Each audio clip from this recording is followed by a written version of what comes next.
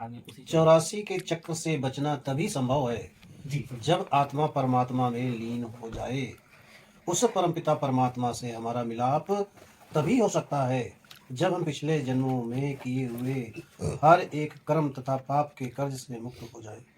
हर नए जन्म में हम पिछले कर्मों का बोझ लेकर आते हैं। जब तक हमारे सारे कर्मों का हिसाब समाप्त नहीं हो जाता, हमारे सारे पाप धुल नहीं जाते, तब तक हमारी आत्मा कभी भी पूर्ण और उज्जवल नहीं हो सकती। और तब तक सबके अंदर परमात्मा के मौजूद होते हुए भी आत्मा परमात्मा के अंदर परमात्मा के मौजूद होते हुए भी आत्मा परमात्मा में लीन नहीं हो सकती। ये अनुभव तथा विश्वास करने के लिए कि हम परमात्मा का अंश हैं, हमें पश्चाताप करना होगा। जैसा कि हजरत ईसा ने कहा है, पश्चाताप करो, स्वर्ग का राज्य तुम्हारे पास में है। सब होते हैं तो वो कौन से बाबा है? बाबा बागेश्वर धाम। बागेश्वर धाम। ये कैसे बता देते क्या करते हैं? छोटी मोटी रिद्धियाँ सिद्धियाँ होती, कुछ नहीं है। देखो, उसी के ऊपर है। जब तक हम त्रिकुटी ये इसको त्रिकुटी हो, जब तक हम त्रिकुटी की चोटी तक नहीं पहुंच जाते, सम्मान, जब तक हम त्रिकुटी की चोटी तक नहीं पहुंच जाते, सम्मान, प्रसिद्धि, संपत्ति आदि कई प्रकार के प्रलोभनों के हमले हम पर होते रहते हैं। रिद्धियां सिद्धियां भी हमें फुसलाती हैं और नाना प्रकार के सुखों और शक्तियों के लालच देती हैं। अगर हम इनमें से किसी का भी शिकार हो जाए तो हमारा अहम धधक उठता है, मतलब अहंकार आ जाता है। थोड़ी रिद्धियाँ सिद्धियाँ आ गई, करामातें आ गई, हम अहंकार से फूले नहीं समझ गए और हम बुरी तरह असफल हो जाते हैं। इन सिद्धियों के फलस्वरूप हम संसार में अपनी असाधारण शक्तियों के लिए प्रसिद्ध तो हो सकते हैं, पर हमारी आंतरिक कमाई लुट जाती है, समाप्त हो जाती है। तब लुभावने वाले की जीत और हमारी हार हो जाती है। इसलिए जब तक आप त्रिकुटी पार न कर लें, कृपया बहुत सावधान रहें और सतगुरु की इजाजत के बिना किसी सिद्धि या शक्ति का प्रयोग न करें। अगर हम सतगुरु की सलाह की अंतर में अवज्ञा करते हैं तो इन उच्च मंडलों से हमारे पतन की संभावना बहुत ज़्यादा हो जाती है। आप अपनी रूहानी कमाई के बल पर कभी किसी का इलाज या किसी की मदद करने का विचार तक न करें। मतलब यहाँ तक अपनी रूहानी कमाई से इन से ये बेचारा बहुत बीमार है, इसका इलाज कर दे, कुछ कर दे, ये तक नहीं करना चाहिए, है ना। अपनी रूहानी कमाई के बल पर कभी किसी का इलाज या किसी की मदद करने का विचार तक न करें। उस कमाई से किसी की मदद भी नहीं करनी चाहिए, क्योंकि तो उसके तो अपने कर्म है, हम क्यों उस पर लुटाने जा रहे हैं अपनी कमाई। अब ये टॉपिक बहुत बढ़िया, अभी समझ नहीं पाए, अभी नहीं फले नहीं पड़ा होगा कुछ, नहीं ना पड़ गया भाई, पढ़ा है जो उसमें लिखा है, जो ये संदेश देना चाहते हैं वो भी संदेश देना यही है कि मतलब जो आजकल के जो बाबा लोग हैं जो अपनी शक्तियों का गलत इस्तेमाल कर रहे हैं, उनके थोड़ी रिद्धि सिद्धि आ गई है तो उसका दुरुपयोग कर रहे हैं एक दूसरे के लिए।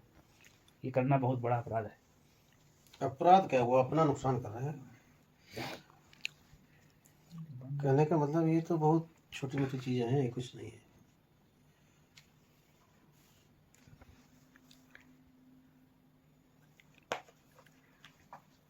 अच्छा, टॉपिक है यही था 143। देखिए, जो कुछ मस्तक पर लिखा है, एक भारतीय कहावत है जिसका अर्थ है जो कुछ भाग्य या नियत में है। कृपया इसका अक्षरशः अर्थ न लें, क्योंकि उसे भाग्य को इन स्थूल आंखों से नहीं देखा जा सकता। ये इसी तरह है जैसे हम कहते हैं कि हमारी तकदीर हाथों या पैरों पर लिखी हुई है, परंतु उसे वही व्यक्ति पढ़ सकता है जो विज्ञान को अच्छी तरह जानता हो। हर एक हाथ भिन्न होता है और उसे पढ़ने में इतनी विविध बातों का ख्याल रखना पड़ता है कि सब कुछ सही सही जान पाना लगभग असंभव है। जब घास के दो तिनके भी समान नहीं होते तो इंसान के संपूर्ण भाग को जानने के लिए नपेतुले नियम कैसे बनाए जा सकते हैं। अगर सत्संगी बाकायदा भजन करता है, चाहे वो थोड़े ही दिन अभ्यास कर पाया हो, तो भी सतगुरु उसे उसकी मौत की पूर्व सूचना जरूर देते हैं। पर जो सत्संगी भजन सिमरन बिल्कुल नहीं करता, उसे मृत्यु की सूचना देना या न देना सतगुरु की मौज पर निर्भर है। नियम पूर्वक भजन करने वाले सत्संगी को उसकी मृत्यु का पता कभी कभी महीनों पहले दे दिया जाता है, और वो उस दिन की प्रतीक्षा वैसे ही उत्सुकता से करता है जैसे लोग अपनी शादी के दिन का इंतजार करते हैं। समझो, समझो, फिर से पढ़ाएं। भावनाओं या जज्बात पर काबू पाने का सबसे अच्छा तरीका मन को शब्द धुन से जोड़ना है। हमेशा यही इच्छा होनी चाहिए कि हम सांसारिक सुखों और वासनाओं की ओर से मुंह मोड़ें। क्या कहा हमने? वासनाओं की ओर से। हमेशा यही इच्छा होनी चाहिए कि हम सांसारिक सुखों और वासनाओं की ओर से मुंह मोड़ें।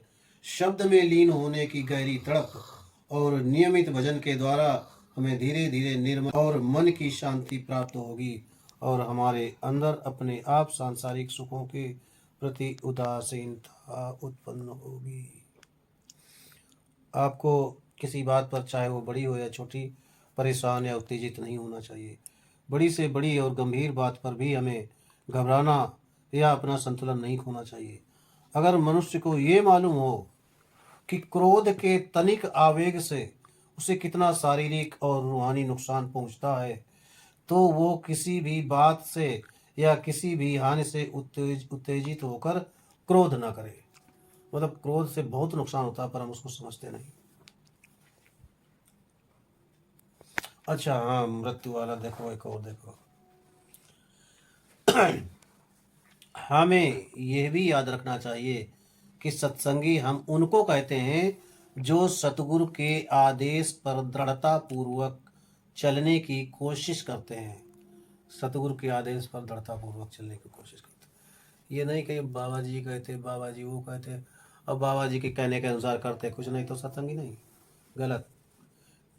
जो केवल खान पान में ही नहीं बल्कि अपने आचरण में भी सतगुरु के आदेश पर अमल करते हैं, और जो अपने रूहानी अभ्यास को प्रतिदिन कम से कम 2.5 घंटे देते हैं, ऐसे सत्संगी की मृत्यु के समय जिस सतगुरु ने उसे नाम दिया है वे जरूर आएंगे।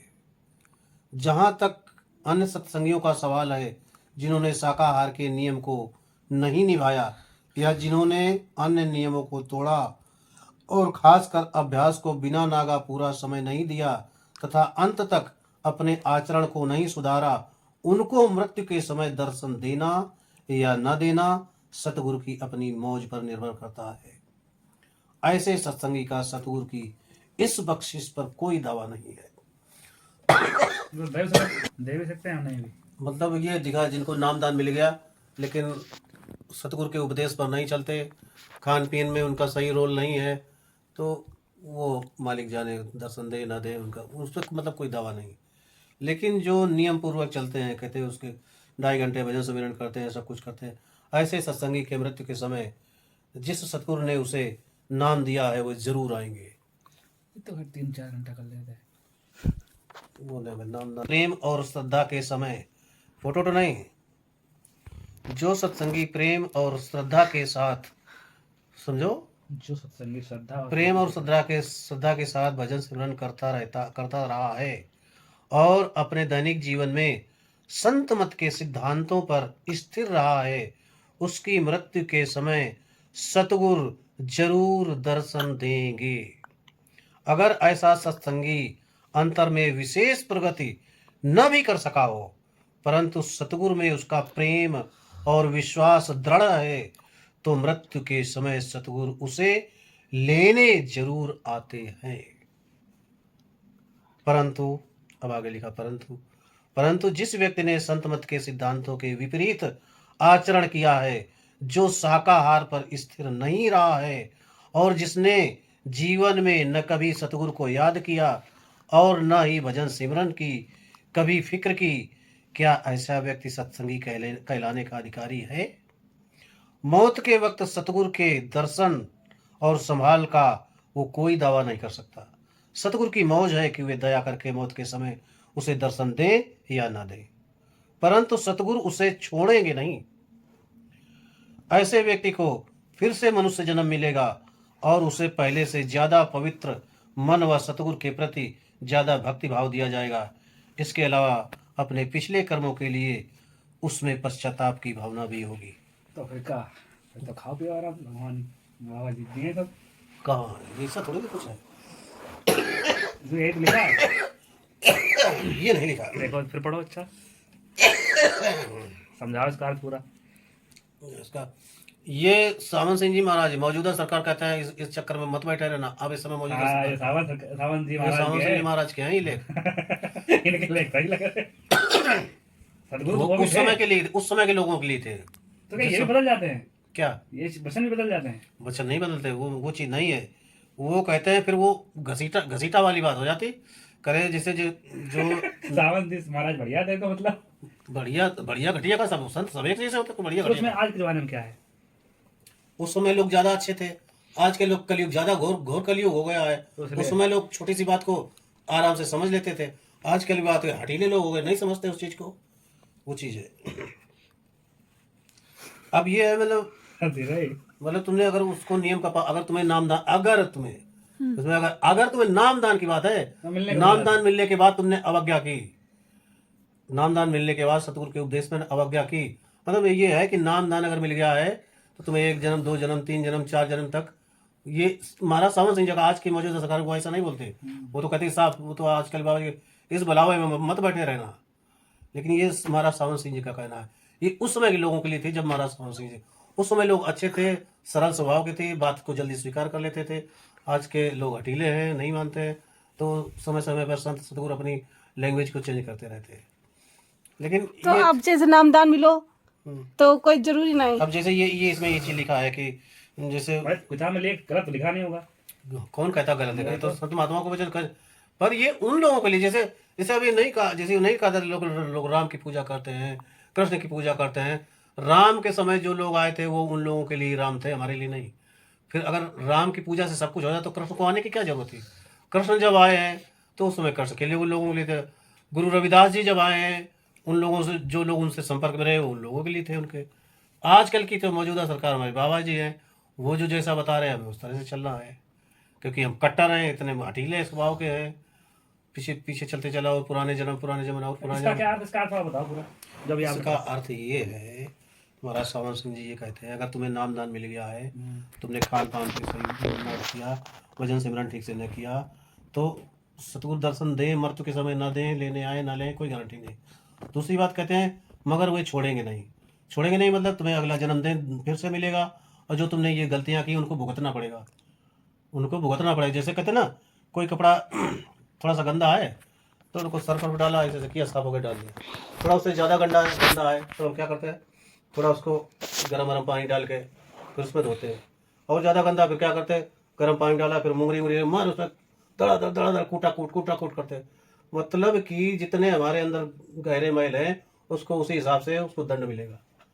तो वो दंड हमें अच्छा लगेगा? कौन चाहता कि हमें कष्ट मिले? तो कष्टों से गुजरना पड़ेगा। तो भुगताना तो हमें है, छोड़ेंगे तो नहीं, वो तो ठीक है, लेकिन भुगतना तो हमें को है। तो क्यों भुगतने वाले काम करें? ये है मतलब। आगे तो लिखा कि छोड़ेंगे नहीं, लेकिन छोड़ने के लिए यही तो है, भुगतना तो हमें पड़ेगा। भुगताएंगे तो तुम्हें यार बुखार बिल्कुल नहीं आ रहा। कल तक आएगा। मुझे दर्द लेकिन हो रहा है इतना। हाँ, दर्द वजह से मुंह बना रहे। दर्द हो रहा है, उसको सॉलिंग भी है। बेटो भी तो मुंह बना ले लगते कभी कभी बड़ा। आज दूध भी नहीं पिएगी।